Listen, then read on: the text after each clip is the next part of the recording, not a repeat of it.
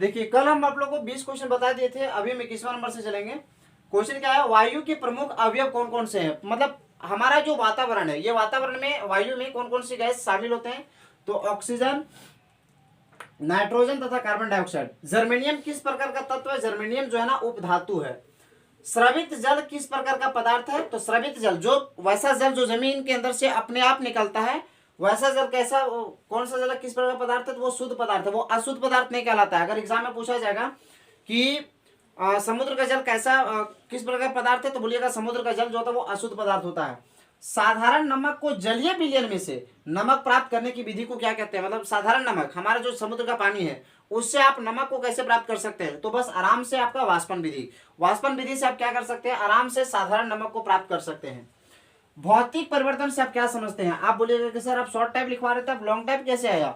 देखिए long type इसलिए मैं बता रहा हूं क्योंकि भौतिक परिवर्तन और अगर रासायनिक परिवर्तन आपको नहीं समझ में आएगा तो आप उसके एग्जाम्पल को एक्सप्लेन नहीं कर पाइएगा। ध्यान से देखिए भौतिक परिवर्तन किसे कहते हैं। भौतिक परिवर्तन वे परिवर्तन होते हैं जिसमें पदार्थ के भौतिक गुण, आप पदार्थ का भौतिक गुण गुण क्या क्या होता है, रंग होता है, अवस्था होता है, आकार होता है, प्रकार होता है, यदि कुछ समय के लिए बदलता है लेकिन कोई नया पदार्थ नहीं बनता है, वह भौतिक परिवर्तन कहलाती है। परिवर्तन के कारण को दूर करने पर वह पर पदार्थ अपने प्रारंभिक अवस्था में आ जाती है। जैसे कहने का मतलब है भौतिक परिवर्तन वैसा परिवर्तन है जो एक समय थोड़ा से के लिए समय के लिए बदलेगा, लेकिन फिर कुछ समय लेकिन फिर वह अपने जगह पर आ जाएगा। जैसे बताते हैं, और क्या बोलता है, परिवर्तन के कारण जिस कारण से वो बदल गया उस चीज को फिर वापस आप अगर खींच लीजिएगा, वापस ले लीजिएगा, तो वो फिर अपने जगह पर आ जाएगा। कहने का मतलब है बर्फ का जमना। अगर बर्फ जमता है बाबू, तो वो देखिए कैसे जमा, पानी को जब ठंडा किए तो पानी को ठंडा किए तो वो बर्फ बन जाएगा। लेकिन अगर पानी को आप वही ठंडा के जब गर्म करने शुरू कर दीजिए तो देखिएगा वही पानी फिर वही बर्फ जो है बाबू वो पानी में बदल जाएगा। विद्युत बल्ब का प्रदीप्त होना, जैसे इलेक्ट्रिक जो मतलब विद्युत का जो बल्ब होता है, लाइन वाला जो बल्ब होता है, लाइट वाला है ना, वो बल्ब स्विच दीजिएगा ऑन हो जाएगा, उसका आकार बदल, अवस्था बदल गया। जैसे वो अंधेरा पूरा रूम में था तो पूरा ये क्या हुआ, पूरा उजाला हो गया, वो पूरा एकदम शांत दिख रहा था, लेकिन वो जैसे उसको जलाए तो उससे लाइट निकलना शुरू हो गया। फिर उसको स्विच को ऑफ कर दिए, फिर वही अपने जगह पर आ गया, शून्य हो गया, उससे कोई लाइट नहीं निकल रहा है।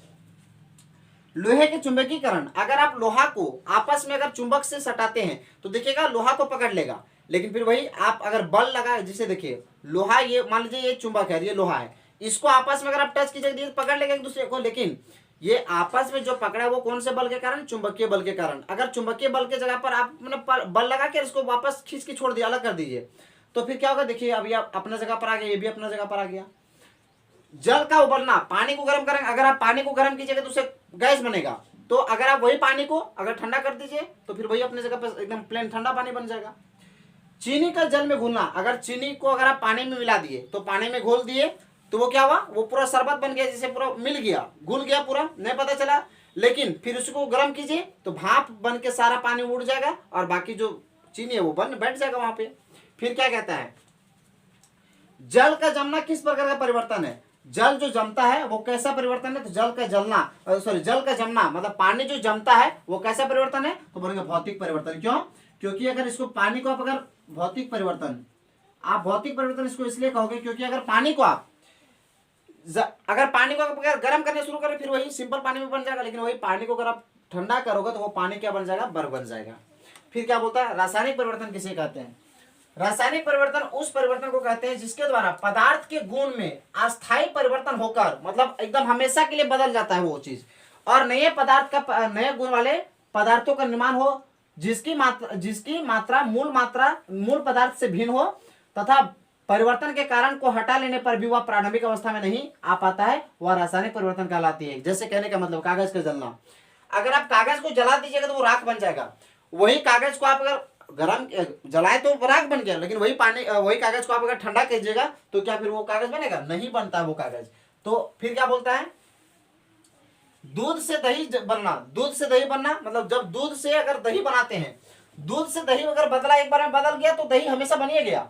अब दही को आप कुछ भी कीजिए तो वो दूध नहीं बनेगा, जो हमेशा के लिए बदल जाता है रासायनिक परिवर्तन, और जो थोड़ा देर के बदलेगा फिर वापस में अपनी जगह पर आ जाएगा, उसको बोलेंगे भौतिक परिवर्तन। जैसे कोयले का जलना, कोयला अगर जलेगा तो राख बन जाएगा, तो वो हमेशा के लिए बदल गया, इसलिए हो गया रासायनिक अभिक्रिया, रासायनिक परिवर्तन कहलाएगा। चावल से भात या मुड़ी, मुड़ी मतलब होता है जानबे करते हैं हम लोग, खजारी होता है ना मुड़ी, तो चावल से मतलब अगर चावल जैसे चावल से भात बनाएंगे तो भात बनेगा, लेकिन देखिए भात बनाने के बाद उसको सुखा दीजिए, क्या चावल बनेगा? नहीं बनेगा चावल, चावल से सूख जाएगा लेकिन वो चावल नहीं बनेगा, वो टेढ़ा टेढ़ा हो जाएगा, फट जाएगा चावल आपस में। फिर क्या बोलता है, लोहे में जंग लगना, अगर लोहा में एक बार जंग लग गया तो आप उसको रगड़ के भी पेंट कीजिएगा, फिर वो लोहा वैसा नहीं आएगा, क्योंकि वो जो लोहा होता है वो सड़ गया होता है और धीरे धीरे वो लोहा पतला हो जाएगा। तो लोहे में जंग लगना ये रासायनिक परिवर्तन है। पौधे की वृद्धि, पेड़ पौधा एक बार बढ़ गया तो वो दोबारा बढ़िए गया, अब वो दोबारा छोटा नहीं होगा वही पौधा। फिर क्या बोलता है, भोजन का पाचन, एक बार हमारा जो खाना खाए वो एक बार पाचन हो गया, पाचन अगर पच गया वो दोबारा क्या, फिर मेरा पेट भर जाएगा क्या? अपने आप नहीं भरेगा, फिर से हमको खाना खाना पड़ेगा। तो भोजन का पाचन एक प्रकार का है रासायनिक विक्रिया। जब दो या दो से अधिक तत्व आपस में मिलकर क्या बनाते हैं, तो यौगिक बनाते हैं। रेत के सूक्ष्म कणों का जल में निलंबन किसका उदाहरण है, तो बोलो निलंबन का। कोलाइडी विलयन के में कणों का टेढ़ा मेढ़े मार्गों में गमन करना क्या कहलाती है, तो बोले ब्राउनी गति, इसको ब्राउनी गति कहते हैं। विलियन में कोलाइड के कणों का आकार क्या होता है, मतलब विलियन में कोलाइड का जो कण होता है वो क्या होता है, तो 10⁻⁻6 सेंटीमीटर, इसको बोलेंगे 10⁻⁻6 सेंटीमीटर, या तो फिर बोलेंगे 10⁻⁻6 सेंटीमीटर। खत्म कहानी। आगे देखिए, एक उदाहरण देकर हम आपको बता रहे हैं अभी फिलहाल, विलियन, विलेय और विलायक। विलियन क्या होता है, विलेय क्या होता है, विलायक क्या होता है, सुनिए ध्यान से। विलियन क्या होता है मैं बताता हूं, देखिए विलेय क्या होता है, विलेय पहले जानिए। विलेय, विलेय मतलब होता है जो, विलेय मतलब क्षपित होना, खत्म होना, समाप्त होना। तो जैसे चीनी को पानी में मिलाइएगा तो खत्म कौन हो जाएगा, आप जानते हैं कि चीनी खत्म हो जाएगा, तो चीनी मेरा हो गया विलेय, ये विलेय हो गया, लुप्त हो गया। और जिसमें विलय हुआ, जिसमें घुल गया, तो किसमें घुला, पानी में, तो पानी हो गया विलायक, घोलने वाला। तो घोलने वाला काम क्या किया, पानी किया। अब घुलने के बाद चीनी और पानी मिलने के बाद क्या बना, तो चीनी का घोल यानी कि शरबत बना, यही मेरा विलयन हो गया। कहने का मतलब है चीनी पानी में जब मिलाए तो चीनी हमेशा के लिए खत्म हो गया, तो चीनी हो गया विलय। और उस पानी जो था वो पानी में तो चीनी छिप गया, तो छिपाने का जिसमें क्षमता है वो हो गया विलायक, और एक नया पदार्थ जो मिलकर बना उसको बोलेंगे विलयन। ठीक है, आज तक, नेक्स्ट डे आगे चलेंगे।